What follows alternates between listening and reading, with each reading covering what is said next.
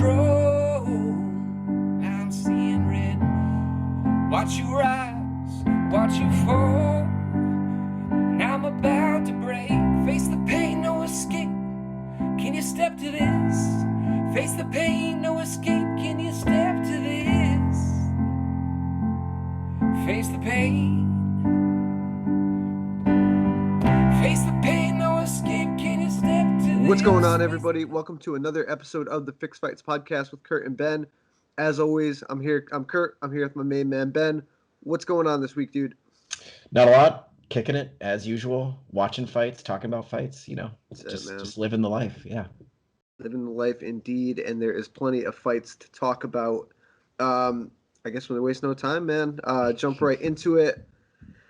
Where do you want to go first? You want to go Bellator or UFC? I know you got some things to say about Bellator. You want to start there? Yeah, let's go Bellator, especially since last week we kind of made our show focused on Bellator, and it was a pretty good card, even though I got some beef, but it was a pretty good card this past Thursday. Sure was. You want to lead the charge with this? Start with the beef? Yeah, so I messaged you about this, but man, I was pretty excited. I felt the heat, man. I was pretty excited last week about this card, as we discussed on the actual show, like Pitbull coming back, the featherweight Grand Prix, all this stuff. Dude, I understand that they don't have a crowd, so that kind of kills some of the vibe for Bellator, not having a loud crowd. And I've been pretty vocal about not liking Goldberg as a play-by-play guy, but I get it if he's like such a long time UFC MMA play-by-play guy that, like, all right, maybe you like the robotic voice, but dude, fucking Big John McCarthy and Josh Thompson cannot for the life of them talk about the fight that's happening in front of them, and they cannot make it seem exciting at all. And I got so mad watching Manny Sanchez against Daniel Weichel, which their first fight was okay. This fight, it was 5 rounds of, Manny Sanchez put it on Daniel Weichel. Fury. Fight was awesome. Yeah, it was a great fucking fight. Like, Manny Sanchez didn't show a ton of defense, and that made for a pretty epic fight. Like, because he was beating the piss out of Daniel Weichel, but Weichel was still landing punches. I want to say it was in like the 3rd or 4th round, after Weichel had been getting his ass kicked, he took Manny Sanchez's back for a moment. Yep. And the commentators didn't even comment on what was happening. Like, this was a fucking fight of the night. I'm not saying it's fight of the year or anything, but like if you're a casual MMA fan and you're scrolling through, you should hear commentators losing their shit at how violent that fight was. But no, it's just like, they're just talking, they're telling stories. It's like, I got so mad. Like, I bitch about Joe Rogan sometimes. Often I bitch about Joe Rogan. But at the very least, Joe Rogan shows excitement. Like, he gets excited. This was a fucking banger. Manny Sanchez dished out a ton of punishment. Like, some of those rounds felt like beat down of the year.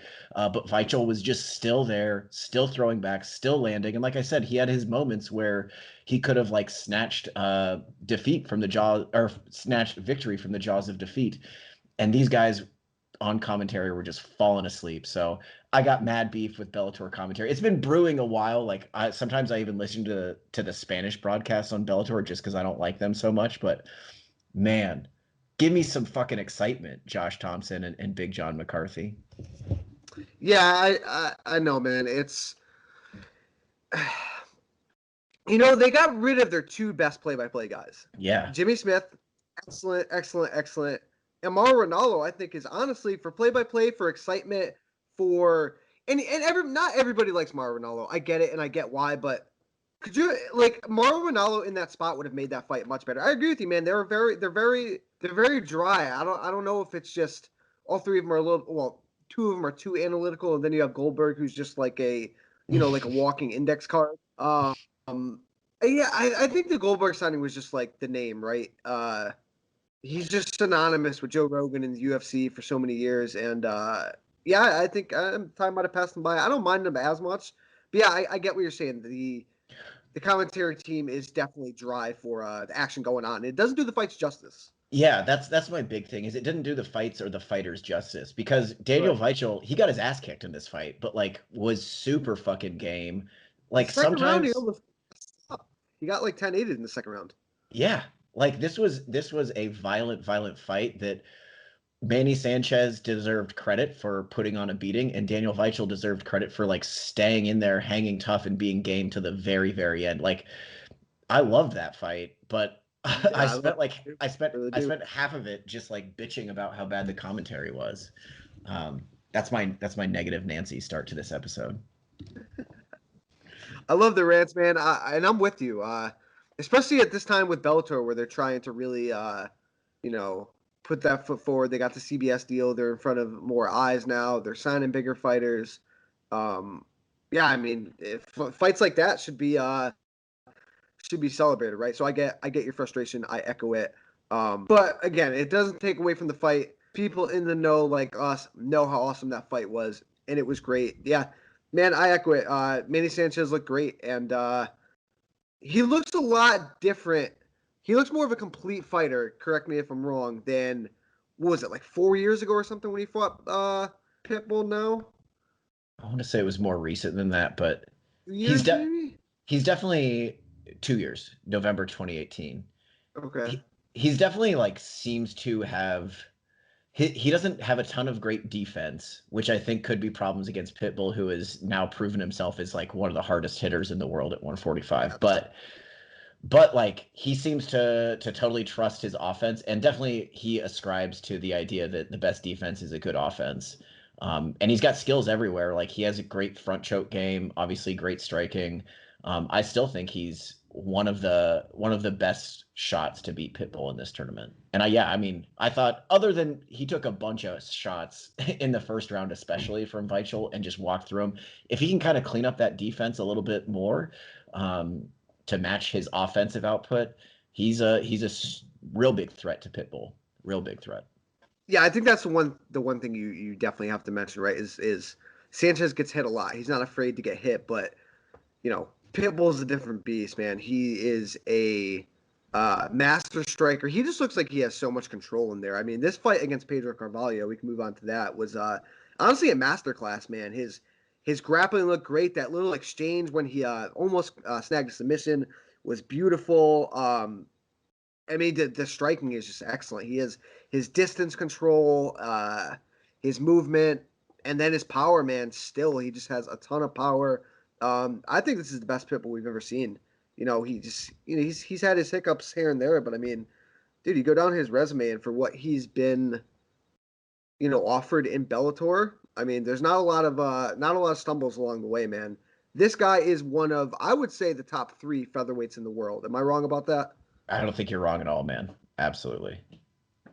I honestly like his chances in the fight with Volkanovski. I'm not going to say I favor him against Volkanovski or anything, but if you were going to tell me Pitbull's about to fight Volkanovski, man, I give him about as good a chance as anybody in that featherweight division. Well, he just doesn't have any like glaring weaknesses, right? It's not like he has a history of wrestlers holding him against the fence. It's not like he has a bad chin. It's not like guys can just kick with him and keep him at range. He doesn't really have any huge glaring weaknesses. And obviously, like I said, he has big power that I think we've seen a little bit more of lately. I mean, I know I'm looking down his record, like he had a stretch there, where he went the distance with Weichel and Manny Sanchez. He also went the distance with Juan Archuleta, who's a 35er, but knocking out Michael Chandler, knocking out Carvalho here, he's a big hitter, and he just seemed super confident here. He seemed like the guy that was like gonna win the fight every moment of it, if that makes any sense. It does. And I think rightfully so. Like, no knock on Carvalho, but I think this was just like, this is the difference between elite world-class level fighters and very good fighters. And you saw it here. The moment Pitbull connected, it was like, oh, he hits different. Yeah, man. He's super impressive, man.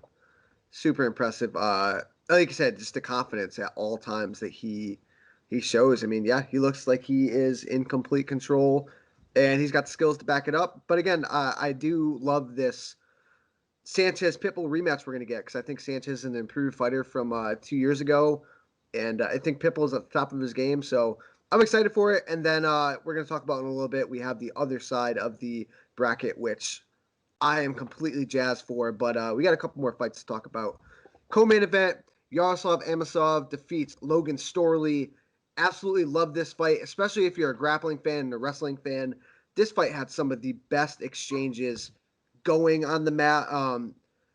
Dude, I thought they both acquitted themselves pretty well, especially Storley, man. I thought going into, I believe it was the second round. I mean, Amasov didn't look, necessarily fresh, but Storley looked gassed. I believe it was going into the second round where I was like, damn, I think Amasov is going to pick up the pace and take over this fight. And dude, Storley didn't go away. He kept shooting. Had a big third round, had a locked ear and rear naked choke. Amasov did good work in the fight as well. Showed great takedown defense. Took Storley down himself, man. It was a banger of a fight. I loved it. Yeah. Yeah, if you love grappling, this is it. Especially if you love wrestling, because the wrestling technique was on point. I know this name is kind of sacred on this podcast, but I'm gonna be honest. Logan Storley had some shades of Ben Askren in him. I felt like him. Like there was no, I mean, yeah, he threw punches, but there was no question what Logan Storley was trying to do every second of that fight. And it didn't matter if he took a bad shot. He seemed pretty comfortable. It's like, all right, even if Amasov stuffs my first shot, I'm fine. I'm going to keep wrestling and eventually get this takedown. And yeah, I mean, lost a split decision here, but he was like a 2-1, 3-1 underdog. I can't recall, but something like that. Yeah. I think this is even though he lost, I think this is a really good sign for Logan Storley moving forward. Because you got to remember, Amasov has quite a bit more experience than him. Yeah. And Storley almost beat him just on the strength of that like super wrestling focused attack, which, I mean, you and me love that. Like a guy who's like just gonna do it his own way. He's not fucking exactly. Yeah, he's doing it his own way. Yep. He's not doing MMA takedowns the same way everybody else is. He's trusting and like if I can get a hold of you, I'm eventually gonna take you down. Which is different than a lot of wrestlers. Well, like you said, it's the Ben Askren thing, man. A lot of Ben, and even Khabib to an extent. A lot of times Khabib isn't like blast doubling through you, but once he gets his hand connected, the chain wrestling is just there. The scrambling is there. They're usually going to end up on top. And, even when he was dead tired going into the second, third round, he started landing his takedowns. But, yeah, I mean, Logan Storley lost, but I don't think this is, there's no knocking him after this fight. I think his stock is only raised, you know what I'm saying? And I think he's a big contender in that division. He's going to get he should get a big fight after this against another contender in that division. Again, that's one of Bellator's more stacked divisions. So, yeah. Impressive stuff from Storley. I thought he did enough at the end of the fight to where if he got the decision, I wouldn't have been upset with it. I thought Amasov won the fight super, super close, but if they went with Storley, I wouldn't have been surprised nor upset. Yeah, I'm with you. The problem with Storley's approach is it does look bad, right? He's taking really bad shots. Yeah.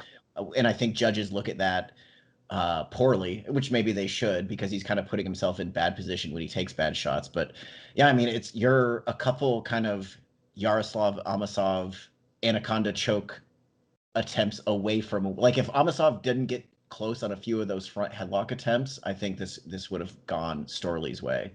Super close fight. And for Amasov, man, I mean, he jumps to 25-0. He's beat Ed Ruth. He's beat Logan Storley back to back now. I want to see him in there with Douglas Lima. I mean, what do we, I don't know. Maybe you want to get him another, maybe one more big time opponent, but I think he's ready for Lima. I want to see Lima come back down to welterweight. He went and did his thing at middleweight. He lost that title opportunity. I want to see him back at welterweight. I want to see him in there with Amasov. Amasov's 25-0, gets a big win here. He deserves it. And I think stylistically, that's a fun fight because Amasov he's shown he can wrestle. Right, he's got slick striking, slick grappling, and yeah, I mean Douglas Lima is one of the best in the world. Sign me up. Yeah, same. I mean, I don't understand how Bellator could really justify giving him another fight here. However, they kept Logan Storley off the main card for like 7 fights, so True. who knows what they're doing. But yeah, I mean, it just seems like a pretty obvious fight for Amasov is the title next. Yeah. And you know what? I honestly like his chances in that fight. I'm not going to say I'm going to pick him against Douglas Lima, but to make it a close fight and to make it interesting against a well-respected veteran like Lima, yeah, I like his chances in it. He's got skills everywhere. Amasov does. I think he's a grappler first, and I think we kind of saw that here because he was like totally fine with engaging with Storley, but that doesn't mean he can't strike. He's a pretty well-rounded guy. Yeah, and his durability. I mean, 25-0, as young as he is. never being finished, anything like that, never being beaten, obviously. I think that to fight Douglas Lima, you got to be pretty fucking durable because he's going to kick on your legs and he's going to poke you with a jab a lot and hard. So I think durability goes a long way against Douglas Lima. So that could keep him in the fight here against. I would expect Lima to be favored against Amasov. Yeah, 100%. But like what you're saying, stylistically, Amasov is a difficult fight for him. Yeah, I think so, man. But we shall see. There is some other fights they could possibly make, but I don't know. 25-0, get him in there with the champ. For sure. Y'all must have forgot to quote the great Roy Jones Jr. Aaron Pico keeps the ball rolling, moves to 7-3, starches John DeJesus in the second round. Man, this is what Pico should have looked like, right? Because he had, he's got all the wrestling accolades. He's got the Golden Gloves boxing. So he had striking, he had grappling, but there was not never, but at least for the first couple fights, there wasn't a mesh, right? He just wanted to go out there and headhunt. And it stung him 3 times, right? He got knocked out 3 times. He got finished. 2 of those were in fights that he was winning. But the last 2 fights, man, he's got back to his wrestling. His grappling looks great. His ground and pound is super solid. And it opens up his striking because we saw here he literally beat the crap out of John DeJesus on the mat and then finishes him violently on the feet. I've never jumped off the Aaron Pico bandwagon. I've continued to say, including the roadblocks, are even though there has been roadblocks, he is still one of the best prospects in this sport. And I mean, this only further affirms it. Bring him up slow, bring him up like this, but Aaron Pico is going to be a problem in this division for years to come. Yeah, I think he's fighting like a guy who that was his 9th fight. I mean, I think we're just seeing a regular development. The only thing that was different about Aaron Pico is he fought fucking Leandro Ego, Henry Corrales, and Adam Boric in his 5th, 6th, and 7th fight, which is obviously, like, in retrospect, way too soon. But yeah, it's around like 9 pro fights that you start to see a guy really start to put it together, use his skill sets in tandem. And yeah, I'm with you, man. He's 24 years old, still has plenty of time to like be a world champion, which I think is what a lot of people kind of expect from him. Yeah, I think so, man. Okay, so let me ask you this. How many more fights would you like to see from Pico before he jumps back up into that upper echelon of 145ers? Man, that's a good question. I mean, he could probably do it in Bellator. He could probably fight. I'm trying to think of like a guy like Daniel Weichel is probably too much for him. I'm trying to think of other guys that I wouldn't mind seeing him fight, like a Sam Sicilia in Bellator. Yeah, that's true. Somebody like that who has pretty high level experience, but I would guess Pico would be favored over Sam Sicilia. I'm trying to think of other guys that kind of got bounced from that featherweight Grand Prix earlier. Derek Campos, I think. Yeah, Derek Campos. Yep. I would be super interested in a fight like that. So slowly, but don't give him the AJ McKees, the Darrion Caldwells quite yet. That should still be a few more fights from now. How about a Pedro Carvalho? That's entirely possible. Carvalho would fight off of his back too, which would be interesting to see Pico's like submission defense tested. Yeah, I think there's a lot of options for Pico. I think maybe he's 1 or 2 more fights away from that big, step up to maybe a Carvalho or something like that. But I mean, the skill set's there, right? We just got to see how the development goes. But man, I'm still super high on Pico. Yeah, same. A couple of notes from this card. Kerry Taylor Melendez gets a big win. I think it's time for her to get a step up in competition. Devin Powell retires after losing to Manny Moro. Congrats on a great career. Lucas Brennan looked really good on the undercard too. Really sick grappler. I don't know if you saw that one. Oh yeah. Yeah, no, this was a good card overall. Like Thursday nights, and it's early too. Like I watched the fucking replay at night. Like I wasn't even home in time to watch it live, which is like almost better for me because then I can just skip through all the filler when I'm rewatching these. Yeah, all killer, no filler, man. That's the best way to watch it, honestly. For sure. Yeah, Bellator doing the thing. Let's go to the UFC portion of the weekend. Rafael dos Anjos defeats Paul Felder via split decision, which was, I think, everyone was a little bit shocked at that card for Paul Felder. I thought Felder handled himself very well in the fight, but Rafael dos Anjos won that fight. And man, can we give Rafael dos Anjos some props here? I know, listen, I was pulling for Paul Felder, right? I thought it was admirable of him to step up here on short notice. You know, we saw some of the candid interviews he did about the passing of his father and what this fight means to him and all that. But, bro, Rafael dos Anjos is still a bad motherfucker. And I think he reminded a lot of people of that, man. And we talked about it last week's show. Like, this is Rafael dos Anjos at his best, right? When he can grapple, get the takedowns, beat you up on the mat, and then it opens up his striking. But fighting those beasts like Kamaru Usman, Colby Covington, Michael Chiesa, all these guys he fought at 170 that we've seen in the last couple of years, he can't do that against them because he just doesn't have the size and the horsepower for it. But, you know, if Dos Anjos can make 155 healthily and look like this, I'm not saying he's going to win the title again, but he could be a serious player at 155. Oh, for sure. If anybody cannot put Rafael dos Anjos on the back foot, they're in trouble. And Felder couldn't here. And that's no knock on Felder. Felder's style is not really to pressure. It's more to just kind of stand at space and exchange. But yeah, if RDA can put somebody at lightweight on the back foot, it's a pretty simple formula that he has been doing for a long time, and it won him the championship, which is press forward, have really good defense, throw a straight left, throw a left kick, and then put you on the fence and beat you up. And it's pretty it's pretty obvious that if he can implement that game plan, he is still really, really difficult to beat at 155. I thought Felder was maybe going to make it a little bit more interesting in the clinch, but I think I had either forgotten or underestimated just how physical RDA could be in the clinch when he's dictating.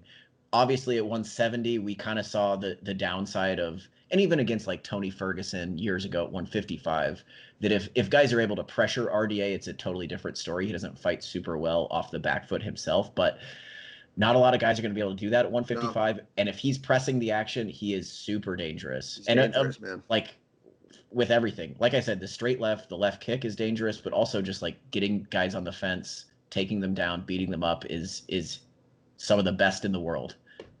So yeah, I think RDA just kind of reminded us this is what he's capable of. And I think for, one knock on Felder I had in the fight was I think he kind of aided RDA with basically what you just said. I think a lot of the time he was not circling off the cage. He was letting RDA back him up to the cage, and he was content with fighting with his back towards the cage. But yeah, man.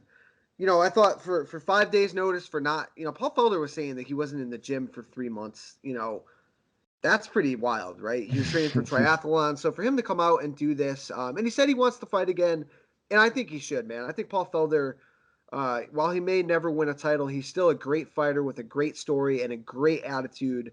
I want to see him back in there. How about this for a matchup for RDA? I want to see RDA versus Charles Oliveira. Ooh, that's right.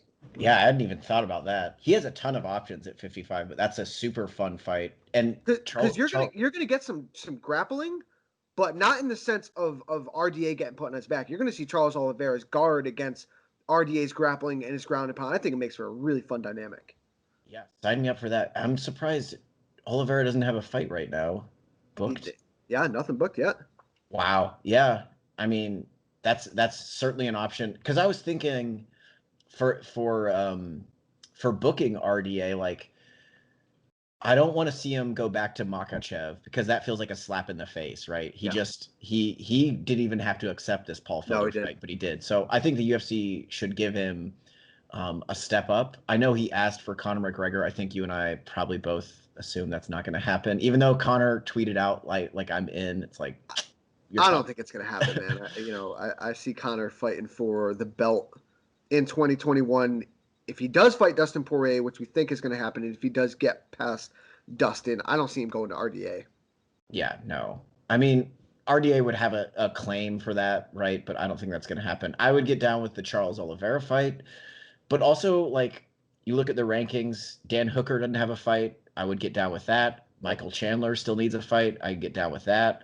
So there's plenty of options. I hope the UFC gives him a very relevant opponent as kind of a thank you for taking this fight. I know Felder deserves a ton of credit, but also like RDA And I think he said in an interview, it's like, if I don't accept this fight, nobody gets paid, which is true. Like, we don't have really a main event for that night. So, but yeah, Charles Oliveira for sure I could get down with, because I think RDA would try to get into his guard and fuck with him there, honestly. And absolutely, as somebody who loves to kind of see guys test strength against strength, I would love to see how that would play out on the mat. Yeah, man, Oliveira deserves a big fight. You know what? Honestly, I wouldn't mind Makhachev versus Oliveira either. I know it's not. Go ahead. I was gonna say, if they want to, I guess they've shown now that they want to give Makhachev a pretty big step up in competition. But absolutely. Man, I think that's a really tough fight for Makhachev. But who knows? I'm pretty high on Oliveira and his like submission game. I think he's got it figured out pretty well against wrestlers by this point in time. I do too, but I want to see it. I like you said, I like that strength for strength matchup. And Oliveira is no slouch on the feet either. Dude can bang. Yeah, get this guy a fight, man. Guy hasn't fought in a while. He's literally like, there was a point where, remember when Charles Oliveira was fighting almost like a Donald Cerrone type schedule where he was fighting like all the time? He used to take I guess maybe the maturity of his career has led him to not do that as much. But yeah, I want to see this guy back in the cage. I mean, he's been pretty steady. He fought 3 times in 2018, 3 times in 2019, and already twice in or just once in 2020, rather. Yeah, Kevin Lee, right? So yeah, he's been with it. He's been, for somebody who's been kind of a fringe top 10 and now definitely a top 10 guy, he's been super active. Yeah, get him a fight, man. Co-main event, Khaos Williams defeats Abdul Razak Al Hassan, 30-second knockout. Dude, Khaos Williams has some dynamite in those hands, man. He is a problem. For real. I hope it's not a Houston Alexander situation. Remember Houston Alexander? Little flashback. I do. Like, remember when we all thought, maybe not we all, but many of us thought Houston Alexander was going to be like the next big stud, because he knocked out like Keith Jardine and somebody else and like super fast. I hope this is not one of those situations. It's just hard to like, I mean, obviously he has power, but like, do we really know much about Khaos Williams after like 45 seconds total of cage time? No, but yeah, like I thought, you want to get me another rant of the week, dude? What's up with the UFC broadcasts literally showing us just Abdul Razak Al Hassan's feet? Like it was a post-fight interview, and all you could see was doctors tending to him and this man's stiff feet on the cage in the background. And I was like, is he fucking dead? Why are they not? And then you could see, man, I got to see if we can find the actual clip. You see the camera, some producer was like, hey, you can see this guy's feet in the background. It looks like he's fucking dead. Zoom in. And they like slowly zoom in to get his feet out of the frame. But the UFC like didn't even acknowledge that, hey, there's a dead man lying in this fucking cage back here. Yeah. I mean, that was a pretty intense knockout. Yeah. Yeah, he folded him up, man. He stepped him out. So, yeah, I mean, you can't rush him into the top 10 just yet, but I'm trying to think of like I got fun. Yeah, you got one? I got one. This weekend, the winner between Mike Perry and Tim Means. Yep. You know what? Tim Means crossed my mind, and I was like, wait, he just stepped up to fight Mike Perry. Yeah, I love it, man. Yeah, either whoever walks away the winner of that would be a fun fight against Khaos Williams. Yeah, sign me up, man. I'm all for it. Looking down on this card, Ashley Yoder defeats Miranda Granger by unanimous decision. Sean Strickland gets another quick bounce back win against Brendan Allen, who I think a lot of people were high on. But Sean Strickland coming back off that, that terrible motorcycle accident. He's got 2 wins in a very short period of time, and one against Brendan Allen, who is a stud. He looks super impressive. Yeah, give him a step up. Give him somebody ranked for sure, I think. Yeah, absolutely. I thought the main card opener was great between Corey McKenna and Kay Hansen. Very fun fight between 2 young prospects. I think they're both like 21 years old. Both of them have 6-7 plus fights. I thought Kay Hansen won, but it was a really fun fight nonetheless. Dude, they're both 21, but Corey McKenna looks like she's like 9, and her voice sounds like she's like 9 years old. It's like insane that she's a pro fighter and a very, very good one. A good one, yeah. you called it out last week. Kanako Murata defeats Random Marcos via unanimous decision. And, don't sleep on the Random Marcos fight, right? She has been in there with some of the top females at strawweight. So I think Murata debuting against Marcos is a very significant win and a tough fight to debut against. She gets it done and looks impressive while doing it. Yeah, she's going to keep on wrestling, man. Keep the wrestling going. You got anything else for this UFC Felder versus Dos Anjos card? No, that's it, man. These were decent fights. I think the Corey McKenna fight, I'm glad that you brought that up because that's like the future of women's strawweight, I think. But yeah, not terrible fights, but also not like the most memorable night of fights. I agree. All right, let's move on to this weekend's events. And before we get to the weekend, let's start with Thursday night. Dude, I am so pumped for this one. Bellator pumping out the great fights. This Thursday night, 11/19/2020, we are getting undefeated AJ McKee taking on the man, the wolf, Darrion Caldwell, former bantamweight champ. Dude, I'm stoked for this one. I really like this matchup. It's a big step up for AJ McKee, who's 16-0 in his career. And Darrion Caldwell is just a beast, man. I'm really jazzed up for this one. Yeah, and it's been building for a minute. Like it's since like last fucking January. I feel like it's been. Man. Yeah. And both these guys talk shit, which I love. I'm super excited. I got on and checked the betting odds before, and I am shocked. I expected AJ McKee to be a favorite. What do you think the odds are? I'm gonna guess AJ McKee is like a -300. That's even bigger than he's -220 right now, but okay, I think it should be closer. I think it should be closer as well. Because you look at AJ McKee's record and he's never really fought anywhere close to a wrestler the caliber of Darrion Caldwell. I know Derek Campos tried to take him down, and I want to say had a few moments of success, but he's no Darrion Caldwell. He's no national champion like Darrion Caldwell is. I know Caldwell's technically moving up in weight, but he was a massive bantamweight. He's not a small featherweight here. So I think size-wise, they're going to be very close. I do favor McKee. I just don't favor him that big. He's a slightly more dynamic fighter. And we've seen Caldwell, like especially in the Horiguchi fights, kind of have some questionable fight IQ or, questionable focus in those fights, which is not a mistake he can make here. But I don't think AJ McKee has ever really been in there with somebody with the strength and wrestling ability of a Darrion Caldwell. I agree with you. See, my thing is, I'm for Caldwell, I'm a little bit more worried about the size than you, because AJ McKee is a big featherweight. He's long, he's tall, and he's got some size to him. But yeah, I agree with you that he's never fought a wrestler the caliber of Darrion Caldwell, and Darrion Caldwell's got some hands too. And when he can start mixing in his wrestling with his striking, kind of like what we were talking about with Aaron Pico earlier, that's when he becomes super dangerous. But McKee is very good using his length. He has long kicks. He's got very good power. I'm imagining that Darrion Caldwell does come out right off the rip and tries to get AJ McKee to the mat. And yeah, if he does take him down and keep him down for any extended period of time, I think it becomes very interesting. I do. But the reason I'm picking McKee is because I could see Caldwell taking him down and even winning a couple rounds on the strength of takedowns and ground and pound. But Caldwell has lost twice in his career by guillotine choke. I think the longer it's on the feet, even though Caldwell is like rounding out his striking game pretty well, I think McKee is much more dangerous on the feet, much more dynamic. And I think McKee is a more dynamic finisher. So if I'm going to pick a specific way this fight ends, I wouldn't be surprised if we see McKee latch onto a guillotine choke late in the fight. And let me look. Does McKee have any guillotine finishes on his career? I believe. I know he has an anaconda.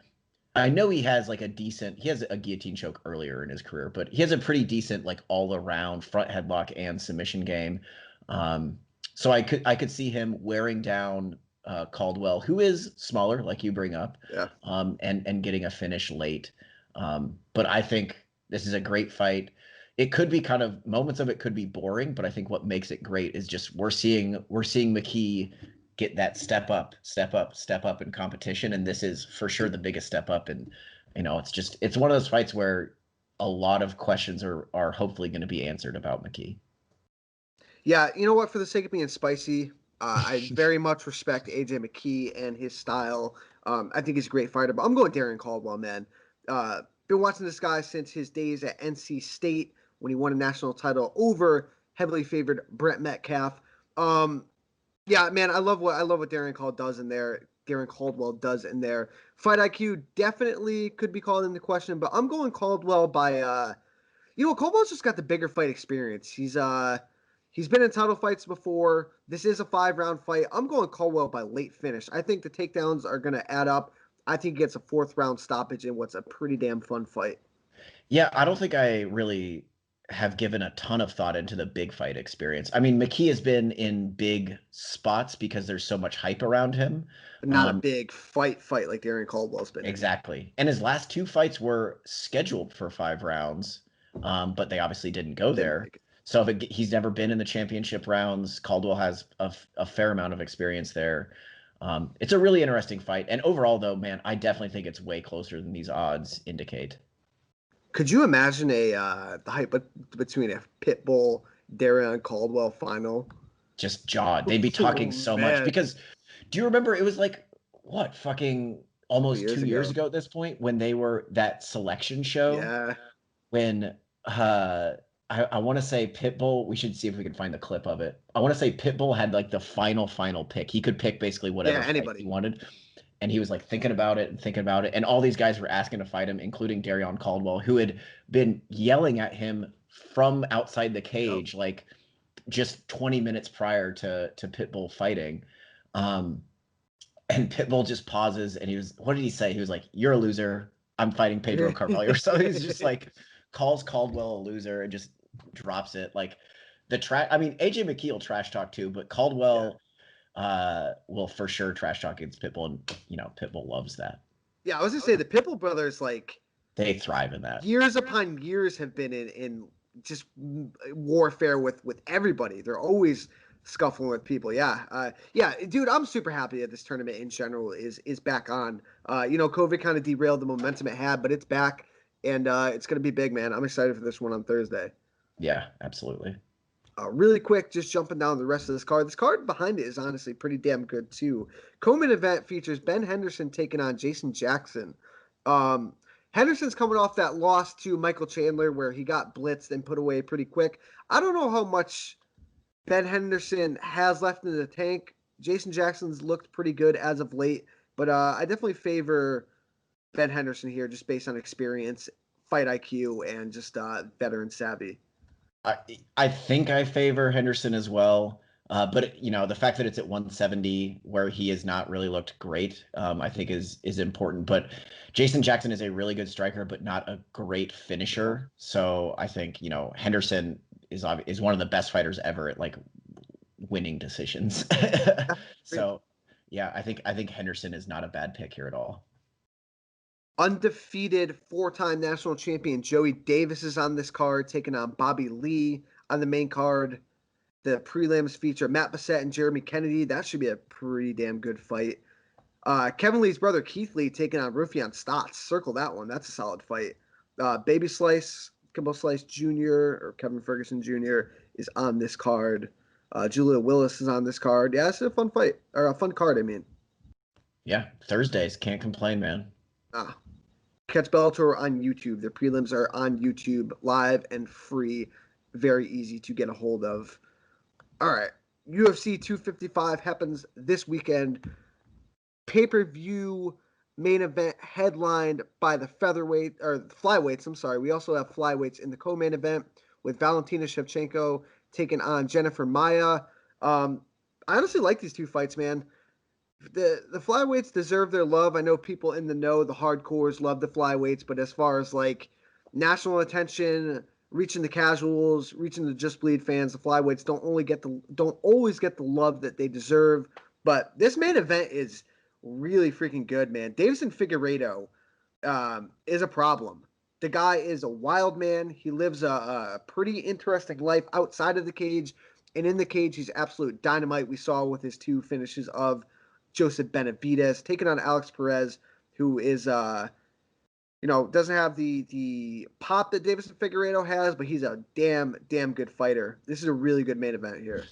Yeah, I was not super like sold on it when it was announced, because I think kind of what you alluded to, Alex Perez is not like a name that's been jumping off everybody's screens or for a while. But over the weekend, I just sat down and watched all of Alex Perez's UFC career so far. I did the same thing, man.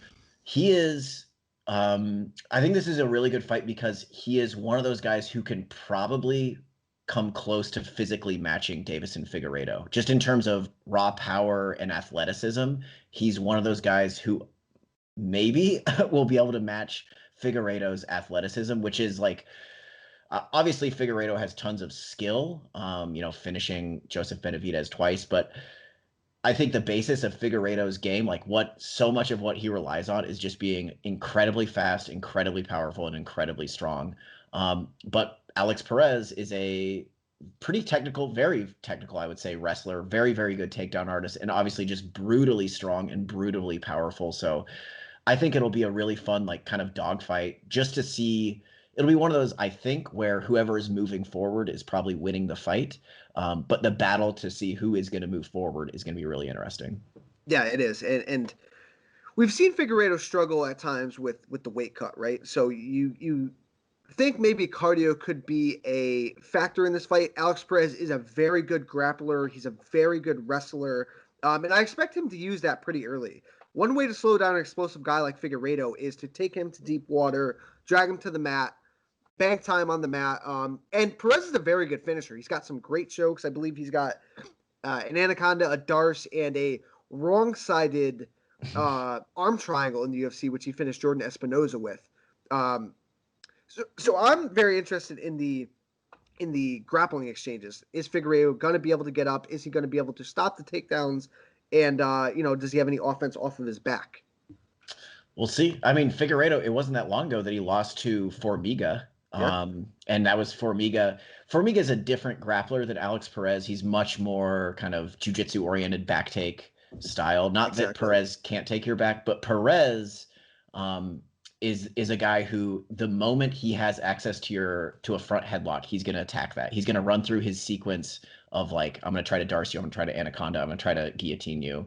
And he'll also use that to just like get a headlock and then run the guy over to put them on their back. Which, like I said, man, I think he's going to try all that here. I don't know how he's going to be able to match up with Figueiredo's physicality. Wrestling technique is super important, but the bottom line is if he gets a hold of Figueiredo and Figueiredo is just way too strong for him, that's going to be an issue. But yeah, I think Perez tries to go to the grappling really early here, and he's from a good camp. I love he is. Colin Oyama. What's the name of that gym? Team Oyama, isn't it? Team Oyama. There we go. Super old school. I love that Colin Oyama is like still at the top of his game. Like, what was he fucking coaching? Like Quentin Jackson and Rampage way back in the day. Yep. And he's turned Alex Perez into a really, really good fighter, more than just a wrestler, like a really good kickboxer, who knows what he's good at in the cage and does it well. I also was like impressed watching Alex Perez's fights with his ability to like receive coaching. There was specifically, I can't remember which fight it was. Maybe the Eric Shelton fight where Perez was attacking the front headlock, like really hunting a submission from the front headlock position. And Oyama in between rounds says, "Hey, just put him on his back with that. Just run him over." And then he goes out there and right away gets a front headlock and runs, I think it was Eric Shelton over with it, which is just like, stuff you want to see from an elite fighter. So I think this is a pretty close fight. I favor Figueiredo just because I think he's just going to be too athletic, too explosive. And I think he's going to force Perez to fight off of his back foot where Perez is just not as comfortable. So Figueiredo right now is hovering around a -300 favorite. I think that's a little bit steep. I would give, kind of like we were talking about earlier, I would say maybe like a -220, -200 for Figueiredo. But Again, he's coming off 2 very impressive wins over Joseph Benavidez, who does have a finish over Alex Perez. And it was kind of like what you were talking about. Alex Perez got a couple times just hung out on single legs that he couldn't finish. Joe Benavidez was just too strong, too good of a sprawl, and he got just flatlined there. I favor Figueiredo in this fight as well. I think the explosiveness is going to cause problems for Perez. I think early he's going to be slippery. He's going to be hard to take down. I favor Figueiredo probably within 2 rounds by stoppage, but man, if Perez starts seeing rounds 3, 4, and 5, I think it could get really interesting, especially if his cardio is held up. Yeah, I'm going to go with Figueiredo by decision here, but I 100% agree with you that once it gets to the later rounds, it's going to be really interesting because if nothing else, Alex Perez strikes me as a guy who is like super professional. He's not going to like make big errors. And he's not going to go away easy. I know he was finished in the first round against Benavidez, but I don't know. He strikes me as a guy who, you know, dots all his I's, crosses all of his T's. He's not going to come in there underprepared, and he's going to probably go in there with a mindset that if I'm going to win, I'm going to win late after I've worn down Figueiredo. I just don't think it's going to be enough. I think Figueiredo, like you said, defends those takedowns early, always is a finishing threat with his power. So I like Figueiredo, hurt by winning the early rounds. Maybe Perez comes on late, but I think it'll probably be a little bit too late for Perez. So I didn't actually look this up, but is Alex Perez the first contender series contestant to get a title shot? Yep, that's what right? I think. They've been advertising him as he would be the first Dana White Contender Series champion if he wins. So I assume that means he's the first to get a title shot. That sounds right. I can't think of anybody else. I can't think of anybody else off the top of my head, but hey, you know, big things coming from Dana White's Contender Series, but yet we are going to get another Ultimate Fighter 2021. Yeah. All right, Ben. The odds in the co-main event are slightly steep. I have best fight odds pulled up, which gives a whole bunch of odds.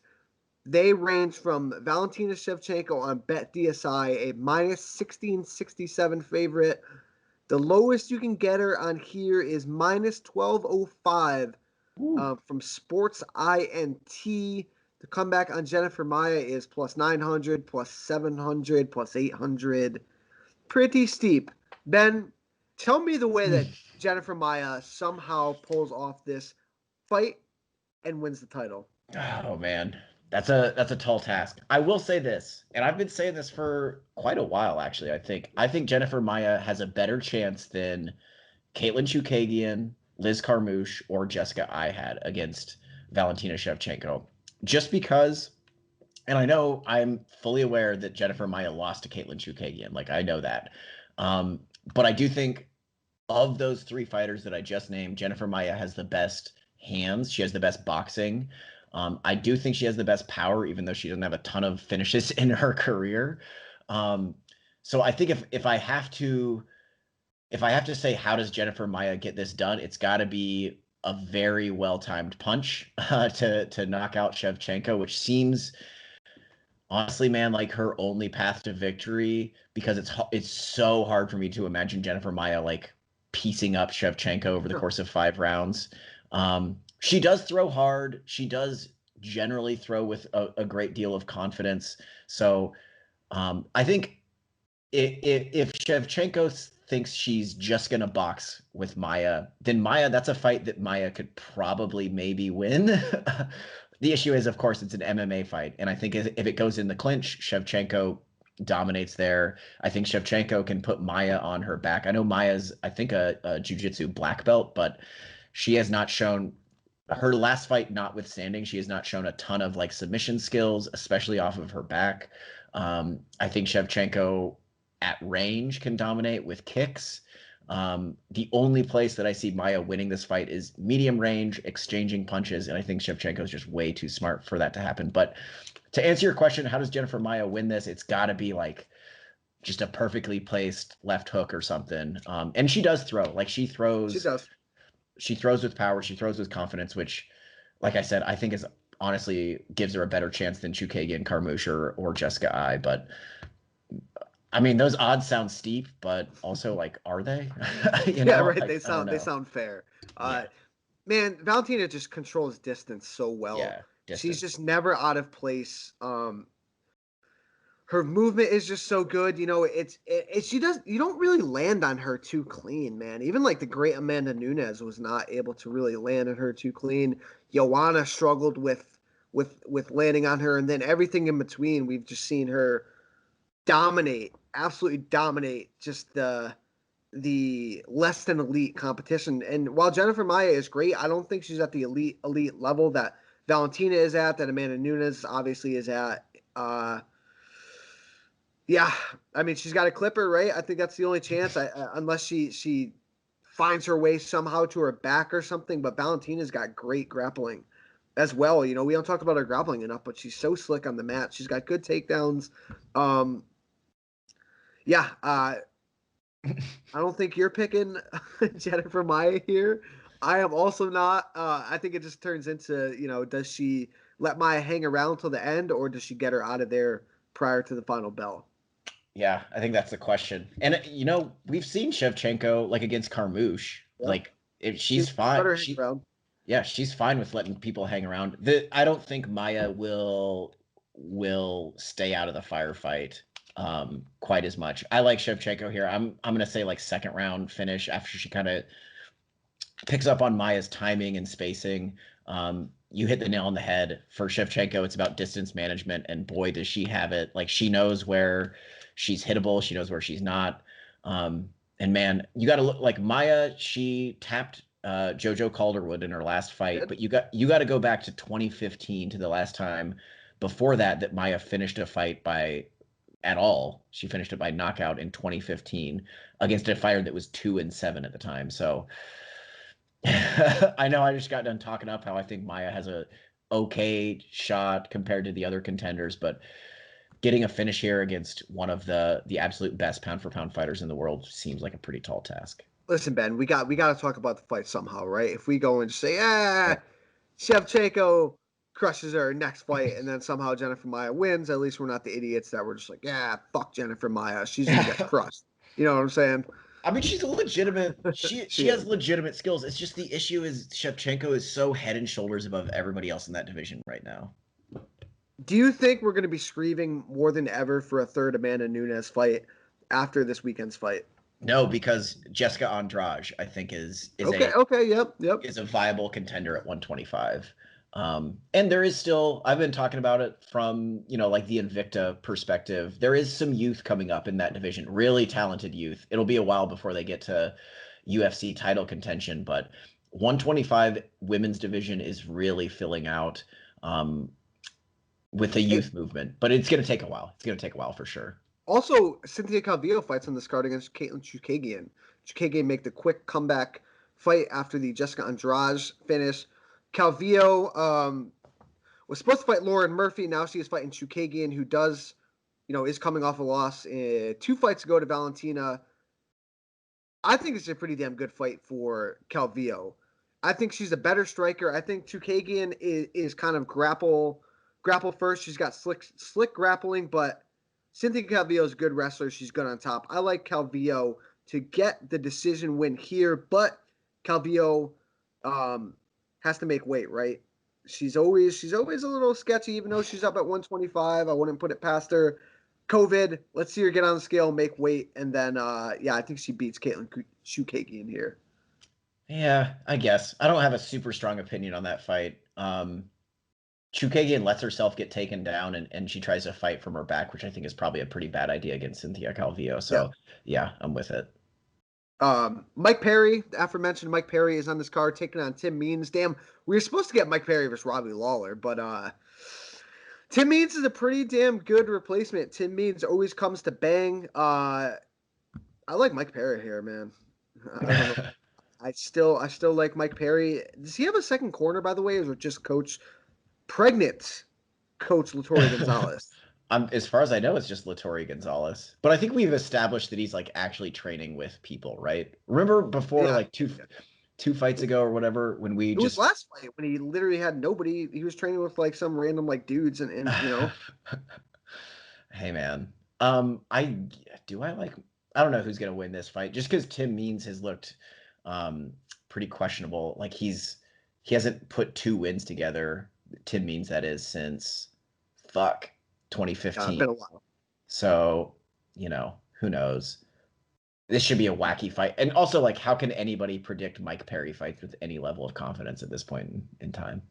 True or false? If Mike Perry wins this fight, Coach Latoria Gonzalez is in the running for Coach of the Year. She's in the Fixed Fights podcast, coach for running for Coach of the Year. Put her on tough. I'd watch that. Coach Latoria versus who's another famous, like Coach Latoria versus Diego's coach. How about that? Joshua Fabia. Yes, Latoria against Fabia. Could we get fucking Mike Perry versus Diego Sanchez ever? Sign me the fuck up. Fabia versus Latoria. Post UFO Diego versus Mike Perry. Yeah, dude. Sign me the fuck up. How have they not fought already? That's crazy. That seems like a no-brainer. Dude, honestly, I know we shit on Tough a lot, but swear to God, if they put people like that on The Ultimate Fighter, then I would tune in. If it was like just weirdos, like sign me up. I don't want any like serious fighters. Just give me weirdos. I know. I agree. All right. The first fight of the main card features a rematch between Paul Craig and Shogun Rua, fought to a draw. Was it 2 years ago? I don't know. The rematch we've all been waiting for, I guess, right? Right. I know. Yeah, they fought to a draw. Oh no, 2019. Yeah, 2019. I should have went back and watched this fight, but I feel like Shogun was dropped early and then came back and made it interesting, something like that. I don't know. I don't remember. Not doing my research. Shogun looked in his last fight against Little Nog He looked good. Against another guy who's like at the same stage in his career. It would have been nice if he retired then instead of fighting somebody like Paul Craig now, but whatever. Hey man, the first time he got a draw, so he's not out of there yet, man. I guess, yeah. I'm always excited. Honestly, dude, if you look at Shogun's record and like end of his career, like we've kind of been calling for like his retirement for a while, but he's not losing all that much, man. He's lost 1 fight since 2014. Well, dude, I think Anthony Smith, when he lost, Anthony Smith beat him and then Volkan Oezdemir and then fought for a title. He was close when he was fighting Anthony Smith. Yeah. It feels so disrespectful to put Shogun just here on like just in the middle of a main card. I don't know. Maybe I'm just a homer or whatever, an old school fan, but it feels disrespectful to just put him on here against somebody like Paul Craig just in the middle of the card. But at least he's not open up the prelims or something random, Yeah. Like he's some fucking flyweight contender. Yeah, exactly. Right. Yeah, dude, I swear the best fight on the card is the prelim main event between Brandon Moreno and Brandon Royval. Literally the best fight on the card, and I think the winner of that fight's the winner of Figueiredo and Perez. I don't know why it's not on the main card. Maybe they're trying to build Calvillo versus shit, man.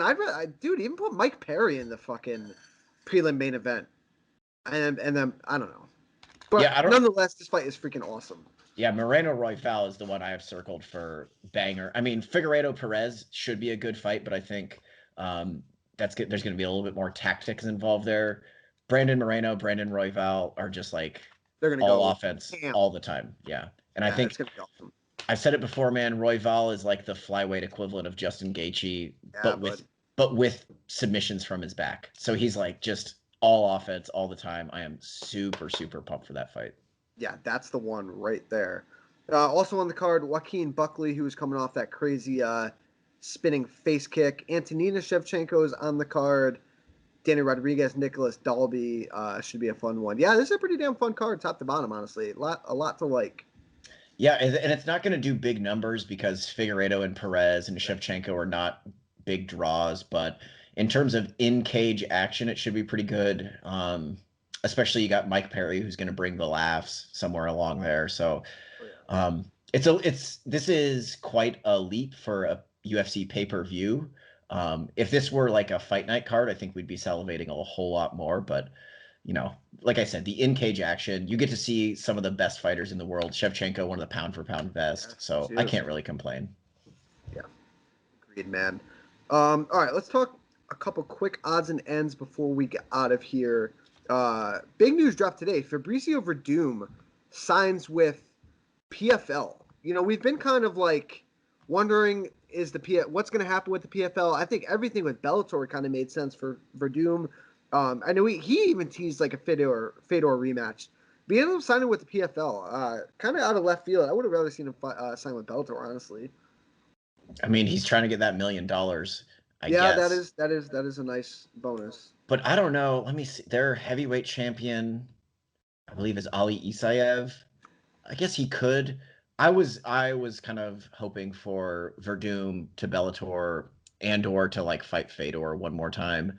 Yeah, I would have liked that. PFL's heavyweight division is not super deep, but also like Fabricio Verdum has not looked super great. Like I know he's trying to get that $1 million payday, but at the same time, it doesn't feel super guaranteed. I mean, I like that he's betting on himself, I guess, but I don't know.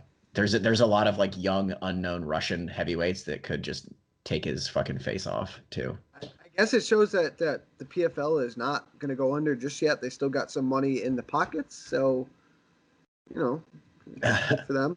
I mean, yeah, Verdum's still a big name, right? He's definitely. I mean, he'll headline whatever like cards he fights on for sure. They're gonna push him big time. Yeah. They also announced Thiago Santos is going to be taking on Alexander Rakic. That's a banger of a fight, especially with Santos coming off of the loss to Glover Teixeira not too long ago, so he's getting right back in there. Kind of makes me wonder what they're going to do with Yuri Prochazka, because I thought the Rakic-Prochazka fight was the one to make. Yeah, it's kind of leading to a little bit of a traffic jam at the top of that division, I feel like. And we've been talking about like finally 205 is getting fresh contenders. This is it. I assume if Rakic beats Santos, he gets a title shot, but that does, like you said, bring up the question of what are we doing with Yuri Prochazka? And I don't really. I mean, I guess he could fight. Is Dom Reyes booked right now? No, Dom Reyes is not booked yet, but I mean that fight. Yeah. I think a lot of it's going to hinge on what they end up doing with Jan and Izzy. Do they go Jan Glover and keep the division moving, or do they throw Izzy in there? And because if they throw Izzy in there, it's really going to logjam everything. Because you can't expect a 41-year-old Glover Teixeira to fight Yuri Prochazka. You know what I'm saying? No, I think you give Glover that title shot. Izzy can slot in whenever he fucking feels like it, I guess. But I will say, according to just sign John and Izzy. Fuck the belt, right? That's like actually that not a fight bad doesn't idea. need a belt. Fuck the belt. Just make it happen at like 207. Make it happen. Something like that for some random reason. According to Tapology, and this may have slipped through the cracks, Yuri Prochazka is signed to fight Dominic Reyes in February 2021. So a lot can happen in between now and then. I feel like I did hear that not too long ago. Okay. Yeah. Man, that's a tough fight for Dom coming back. Ooh, yeah, that's two losses in a row. Now he's gonna fight Yuri Prochazka. So I guess that kind of spaces it out. Like I didn't write down the date when Rakic is fighting Santos, but that's got to be a minute down the way. Or something so even like further, so Prochazka will fight before them. Yep. That's exciting to see new contenders at 205. Rakic and Prochazka both are like completely fresh blood in that division. Yeah, it is. Do we miss anything? I'm trying to look down the line. I think we kind of got everything going. I don't think there's any new front on the Conor McGregor, Dustin Poirier saga. Hopefully that gets signed soon. I heard that Conor was really trying to push for that December date that opened up with Nunes pulling out. So you know what's interesting is reading like boxing websites, because Terrence Crawford won this weekend. Great too. Yeah, fantastic knockout. So when I was reading different like boxing websites about what could be next for Terrence Crawford, and they're talking about potential opponents, and they often bring up Manny Pacquiao, but boxing websites all say Pacquiao is looking like he's going to fight Conor McGregor. Oh. MMA websites, interestingly enough, are basically have gone past that idea. MMA websites all assume McGregor's probably going to fight Poirier next, but if you read boxing media says Pacquiao is fighting McGregor. Well, here's one thing though. Conor hasn't said Manny Pacquiao's name in I feel like a couple, I mean, maybe 2 months now. I feel like he hasn't really said Manny's name in a while now. Yeah, I mean, especially with Khabib retiring. In my mind, that fight is not going to happen, but it was just interesting to me to like go and be reading boxing media as opposed to MMA media, and the boxing media is all kind of acting like that fight's for sure going to happen. And I would imagine it's because Pacquiao is being more vocal, but I think McGregor is, maybe I'm being an MMA kind of loyalist here, but I think McGregor is probably the A side to that fight, at least in 2020. So with who? Manny Pacquiao. Ooh, or do you disagree? No, I disagree. I think Pacquiao's Really? the A side there. Yeah, Pacquiao's a global superstar. Yeah, he's got more international fame. Years. Listen, next month, Errol Spence is about to fight Danny Garcia. If Errol Spence wins that fight, I'd sign me the fuck up for Errol Spence versus Manny Pacquiao. Keep Conor out of boxing. I mean, yeah. One boxing fight that Conor should have fought was Paulie Malignaggi. You know what I'm saying? He did the Floyd thing. He made a bunch of money. Like, you want to fight that you could actually win, Paulie Malignaggi. He's not beating Manny Pacquiao. Manny Pacquiao could be 46 years old, and I don't think he's beating Manny Pacquiao. I mean, Manny Pacquiao is still a top 5 welterweight, like, in the world. He put it on Keith Thurman in their last fight. Put it on him. And Keith Thurman's a very good fighter. Yeah. The guys, he still got it. Yeah, I guess we've seen the McGregor. It's just interesting to me that half the sporting world seems to think McGregor's going to box Manny Pacquiao, but everybody in MMA has basically moved past that already. Maybe that's wishful thinking, because I'm with you. I don't want to see him. Yeah. As long as McGregor is fighting, I'd rather see him in MMA than boxing. Not that I won't get excited for him to return to boxing, but we've already seen him against like an elite boxer. And it didn't go well. Yeah, and Pacquiao would not carry Conor McGregor like Floyd Mayweather did. I think he would take his face off. He's got a lot more power than 40-year-old Floyd. Yeah, for sure. All right, dude, I don't think we missed anything. Let's get out of here. Guys, always appreciate the support. Please check out our YouTube channel. We got a lot of stuff popping off on there. We got Technique of the Week videos from various guests, right? So if you're into jiu-jitsu, Muay Thai, everything in between, check out those. We're pumping out these episodes. We got some other cool segments coming up. So please give us a follow, hit that subscribe button. Enjoy the fights this week and weekend, and we'll talk to you all soon. Face the pain. Face the pain, no escape, can you step to this? Face the pain, no escape, can you step to this? Face the pain.